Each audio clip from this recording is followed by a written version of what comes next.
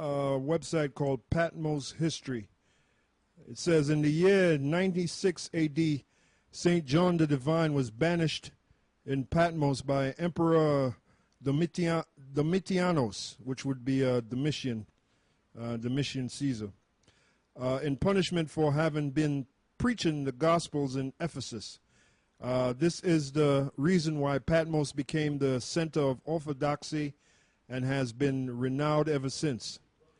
It was on this island that the apostle St. John the Divine wrote the Apocalypse, stating in the preface, "I resided in an island called Patmos to preach the will of God and show my faith in the martyrdom of Jesus Christ." During his exile, St. John the Divine lived in a cave, which is now called the Apocalypse Cave.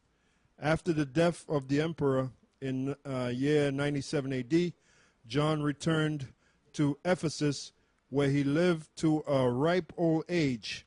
A text entitled Journeys and Miracles of St. John the Divine, written by his disciple Prochorus, was accepted by Byzantine tradition and the Christians of Patmos.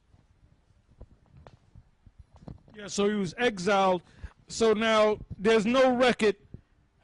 There's not been one scholar that came up with a record as to whether he actually got off the Isle of Patmos, where he was exiled by Emperor Domitian, which, by the way, is the brother of Titus. Now, you remember the history on Titus, how he took down our foreparents, and he celebrated it, man. And he went into the temple and stole the holy items and so forth, the candelabra, menorah, as they call it, the rams, there was a silver ram's horn. It was all gold, all kind of things, all right? And it was said that he used that, he used that to build these arenas and so forth. So they didn't give a, and like I said, they celebrated the fact that they took us down, all right? And that was also, Domitian was also the son of, he was the brother of Titus, and he was the son of Vespasian. These were three bastards, man. Right, they were known, that family line was known as the Flavian dynasty, all right? So that's history right there. That's some history in a nutshell based upon that year period. But like I said, there's no record of him coming off the Isle of Patmos and going out and prophesying again before peoples, kings, tongues, and so forth. So the conclusion is this: he never did it. That means it never happened. That means it's getting ready to happen. That means he's going to have to come back in the reincarnation, because it's obvious at about the age of 100, he was near death or about to die. And since they couldn't find any record of him going out there prophesying, he had to die, because more than about 2,000 years went by. So we know he's not 2,000 years old. He had to die. But there's, like I said, there's no record on it of him going out there prophesying. So when is he going to prophesy? Now, in the reincarnation, when the Most High raised him back up.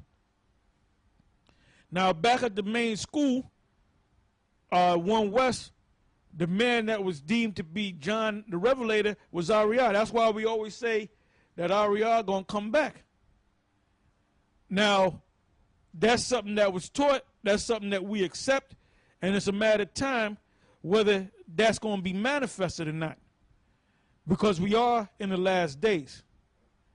I mean, we're that close.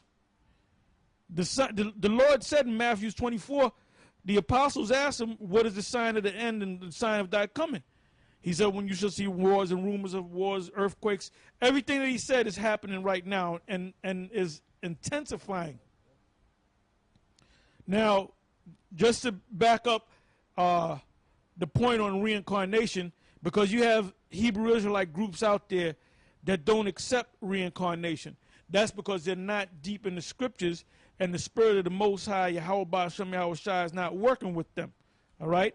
I like the reader or the elder to get me Matthew's the 11th chapter and the 12th verse, 12 to about the 14th verse, and then immediately go from Matthew 11 to Matthew 17, verse 1 on down, and then go to Malachi 4. This is the book of Matthew, chapter 11, and verse 12. And from the days of John the Baptist until now, the kingdom of heaven suffered violence. And by the way, the kingdom of heaven is the nation of Israel. We are the kingdom of heaven. So when the kingdom of heaven is established, you got these Edomites waiting for the kingdom of heaven. You're a damn fool, because the kingdom of heaven is the nation of Israel.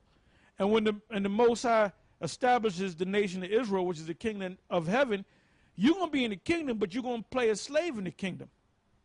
Go ahead. It says,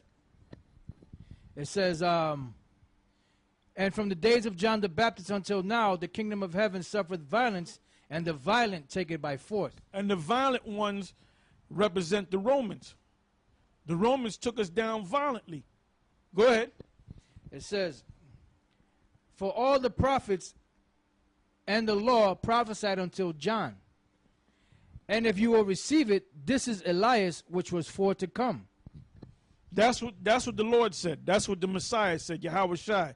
And if you receive it, if it can get through your thick head, your thick skull, if you can perceive it, if you can decipher it in your mind. And the reason why he made that statement before he said this is Elias, which is forth to come, because not everybody was going to get it, even to this day. Read that part again. It says, and if you will receive it, this is Elias, which was for to come. He that hath ears to hear, let him hear. Then he went on to say, he that have ears to hear, let him hear. So this is only for the ones that have understanding. That's why you got a lot of these idiots out here that are bugged out of their damn mind. All right? Go ahead. Matthew chapter 17, verse 1. And after 6 days, Yahushua taketh Peter, James, and John his brother, and bringeth them up into an high mountain apart, and was transfigured before them. And his face did shine as the sun, and his raiment was white as the light. And behold, there appeared unto them Moses and Elias talking with him. Then answered Peter and said unto Yahushua, Lord, it is good for us to be here. If thou wilt, let us make here 3 tabernacles, one for thee, one for Moses, and one for Elias. While he yet spake, behold, a bright cloud overshadowed them, and behold, a voice out of the cloud which said, This is my beloved Son, in whom I am well pleased. Hear ye him. And when the disciples heard it, they fell on their face and were sore afraid. And Yahushua came and touched.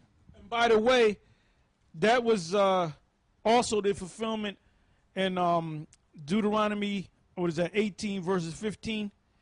Get that right quick. Because the ship that came down said, This is my beloved Son. Hear ye him. Did not Moses actually say that? Moses said, well, we're going to let the book speak. Go ahead.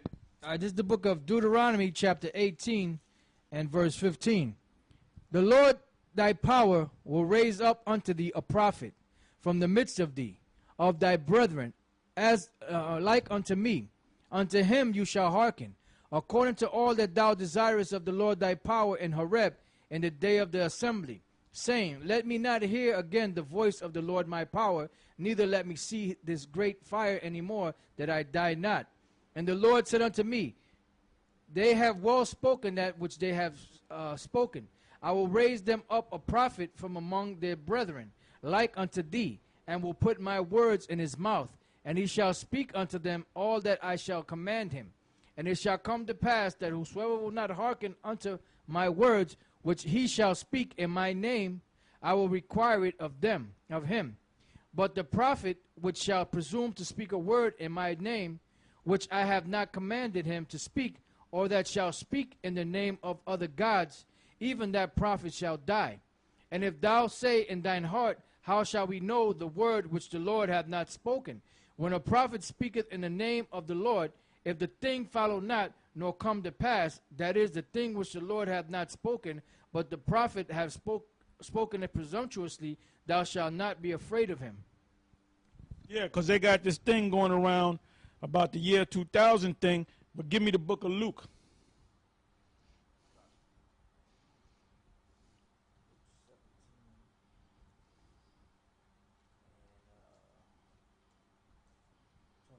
Go ahead. Luke chapter 17, verse 22. And he said unto the disciples, the days will come when you shall desire to see one of the days of the Son of Man, and you shall not see it. So that's part of